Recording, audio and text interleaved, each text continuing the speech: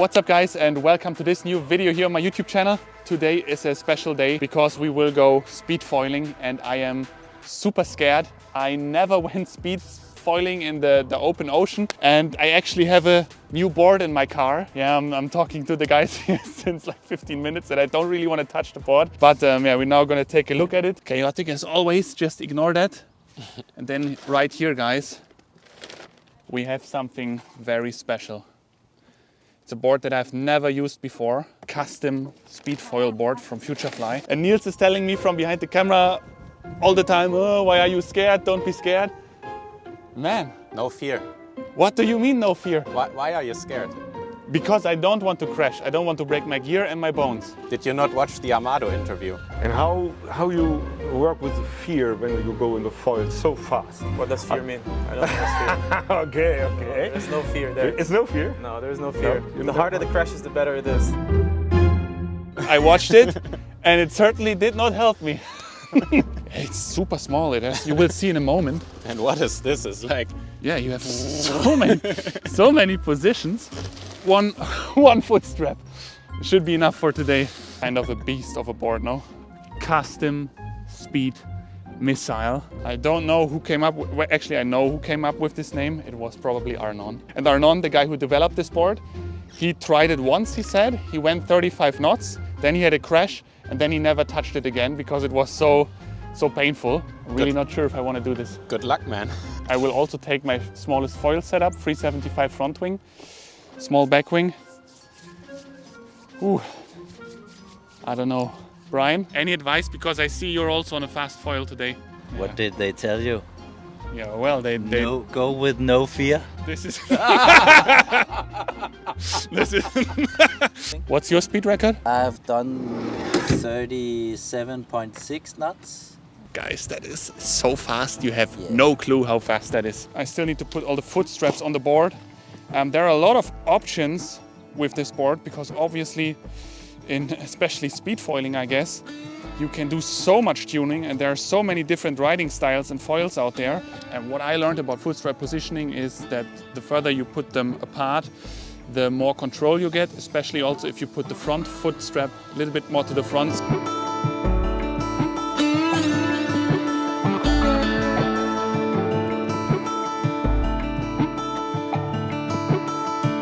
Yeah, I must really say, I'm not sure if the board is actually scaring me because I'm also very excited to try this board. It's more the speed foiling itself because I went speed foiling a few times in my life.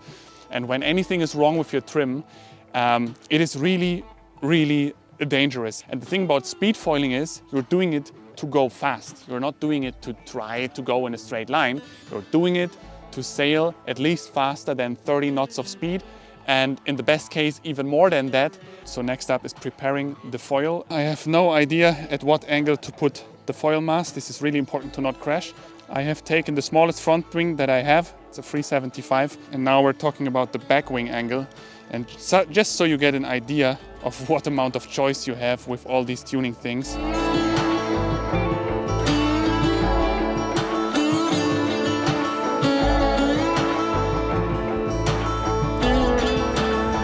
I brought the board down to the beach and it looks actually beautiful. And I mean, Ramon is already foiling out there on his 4.0 and he looks extremely fast. So maybe it's also just gonna be fun. I mean, I don't know. We are at the spot Kümpel, which is the speed spot in Tarifa. And this is the area where we will do the speed sailing. I must say, could be better also regarding the conditions, because with foiling and especially speed foiling, you know, even if you're a bit overpowered, it's okay when the wind is consistent because then you don't go up and down much.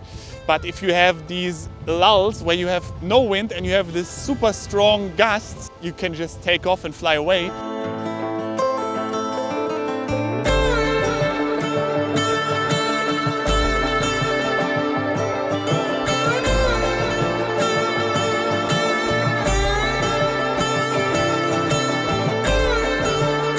What do you think? I mean, the conditions is a little bit up and down, no? I think because of the clouds it doesn't look super windy right now, but you can see everyone is going. So I don't know if we will reach super high speeds for this. Probably the wind is not enough, but I think 30 knots should be easy and above.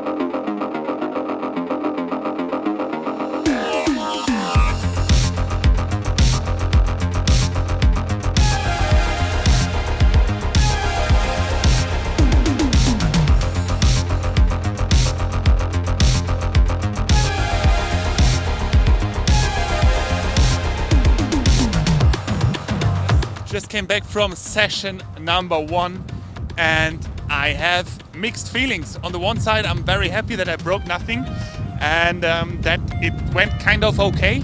I mean, in the beginning it was very difficult to get the whole setup flying, to be honest. It was also because the wind was very light. Of course, I don't know the perfect technique yet, but you know, I feel like I'm getting there. But yeah, I could feel that the potential for speed, for really fast speed, is definitely there.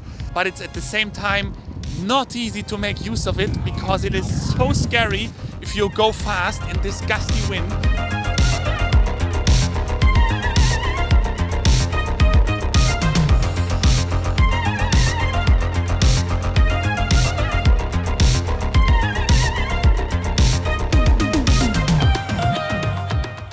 It is the next day and it's a bit more windy, at least it looks like it. And Niels is actually going on the fin and that usually means it's proper windy. And I realized after yesterday's session, I'm not done with testing the board. Yesterday was a little bit for me about getting the fear out of the way. And now today I will make some more, or at least I will try and make some more significant adjustments to my trim to go for a better speed. Because yesterday my top speed was 30.1 knots, which is for my standards not slow, but I'm very sure that we can go much faster.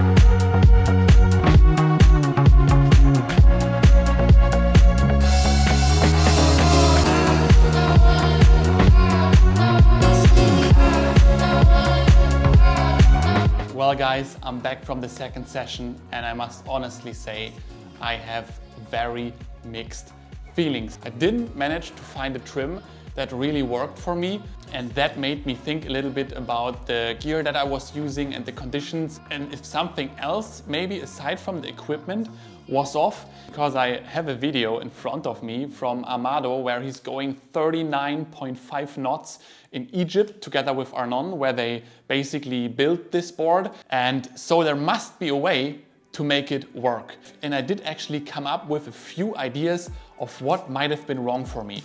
First of all, conditions were a bit sketchy. Very gusty wind and the wind was quite light. And I think the fact that the wind was gusty and light was almost the core of my problem because the Speed Missile board was super narrow, 71 centimeters wide. This is way narrower than the board that I'm normally using for foiling. And this of course means that when you're not fully powered up, it is much harder to apply pressure on the foil. So I actually think that with my normal foil slalom board, I would have been faster in these conditions because I simply would have more leverage on the foil and with that then also more power and more control. And with this narrow board, I think I should have used maybe a bigger sail. So I would have been fully powered up and then I would have probably the right stance and pressure on the foil even with the narrow board. And then maybe I would have gotten a lot faster because also on day 2 I couldn't go faster than 30.1 knots and I would have loved to show you guys some amazing speeds and a super happy result. But in this case, unfortunately, it didn't fully work out for me, and I will definitely come back to this topic in the future, and we will have another foil speed session, but then my approach will have to be a little bit different. I will have to get into the mindset of not only going for speed foiling, but also being fully overpowered essentially on this board, and then risking even more than in this session. And then I will also look for conditions that are more suitable with more consistent winds, because every time I was going downwind, I basically was going at an angle that was way too deep. So I lost all the power in my sail and I couldn't really accelerate. This is the conclusion. I couldn't straight away break my speed record. I regardless hope that you enjoyed this little adventure. If so, feel free to leave me a thumbs up to motivate me to make even more videos like this. Subscribe to the YouTube channel to not miss any of the future videos. And of course, check out our online surf shop, The Wind Lounge. It's linked in the video description below. We ship worldwide. We're focused on customer advisory, and no matter what you need windsurfing wise, we are super happy to help you guys. And with that being said, I would say see you the next time. Bye-bye.